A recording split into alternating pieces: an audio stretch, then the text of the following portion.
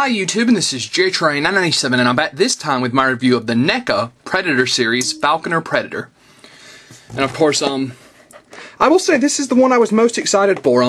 This guy had my favorite scene in the movie, how Robert Rodriguez managed to fit an old school samurai showdown into the middle of a Predator movie was just brilliant.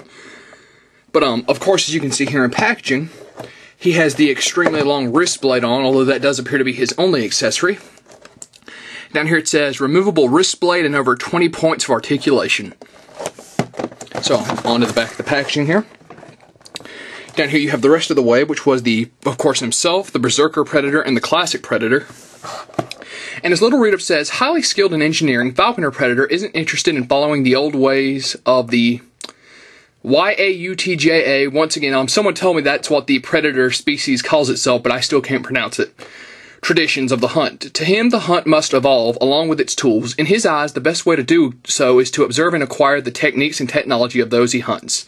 As a newly successful young blood class predator, Falconer Predator became intrigued by his prey that used flying creatures as a hunting tool. Not satisfied to domesticate and train such creatures on his home planet, Falconer Predator built and programmed his own deadly bird using the technology of the, once again, Predator species, augmented by the technology of the xenomorphs, or aliens, and other cultures he had encountered in his hunts. So on. Very interesting character. That being said, let's pull this bad boy out of the packaging. And here we have the Falconer Predator out of packaging. As you'll notice, he's not wearing his wrist blade.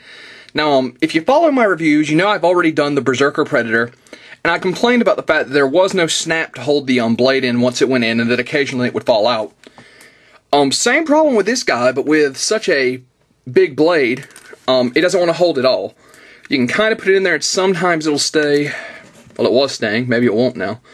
But no snap, and once again, with this, it becomes a much, much bigger flaw. Of course, now he's got it in his hand. But a couple of shakes, it falls right out. So, really disappointed with this. I mean, the figure's only accessory, they really should have put a little more thought into how this guy was going to stay on. But, now I've got it in there pretty good. Of course, the blade not staying on can be fixed with a little drop of glue. But, other than that, it is an amazing looking figure, as you can see here. Once again, all these, that one was my fault, all these dreads are very soft plastic, they're all movable. And the detail on this guy is fantastic. Let's actually zoom in on some of this. See that great detail on his helmet, his targeting system on the side, his skin, his armor. Everything's phenomenal on this guy.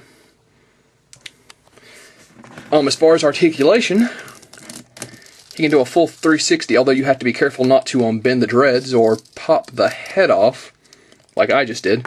Yeah, so I'd say don't do a full 360 with the guy. He might make his head pop off. Snaps right back on, though. His arms go out. Do a full 360. Though a little stiff. Watch your shoulder pads when you do it. Bend at the elbow. Swivel. Wrist bend and do a 360. Turns at the waist. Goes forward and back the leg. Turns at the quadricep. Bends at the knee. And has an ankle joint underneath his boot, which is a softer plastic, much like the Berserker Predator. Now, despite his blade popping out, I do think this guy is a great figure. That's not to say he definitely doesn't lose points in my book. I do think that's a bit of a design flaw in making, I think someone should have realized his blade doesn't stay in that well. Of course, once again, let's actually see if he can swap out blades with the Berserker Predator, which we'll put back here. Once again, I didn't mention it in this review, incredibly tall figures. Of course, here's the Berserker Predator's blade. Yeah, that seems to fit in there just fine. So, getting him standing really quick. Or actually, I'll just throw this off to the side. So, these figures ran me $16.99. I say they ran me because I had somebody online comment and say their Toys R Us had them for $14.99. Mine sold them for $16.99. I do think they should have came with either more accessories or a base, because it seems like each one either got just the blade or Classic Predator got a backpack. I do think Especially with this guy, because, I mean, his whole point is he's the Falconer Predator. Why didn't they give him his little robotic bird he sends out? You could have had it perched on his wrist or sitting in his hand. It seems like that's just a given, but they didn't do that. But overall, I do think he's a pickup. Be prepared to fix the blade when you do get him. But other than that, I'd say he's still a great figure. Detail is where he shines, and, you know, the wrist blade is going to require some of your attention. But other than that, this is JTrain997, and I'll see you soon, YouTube.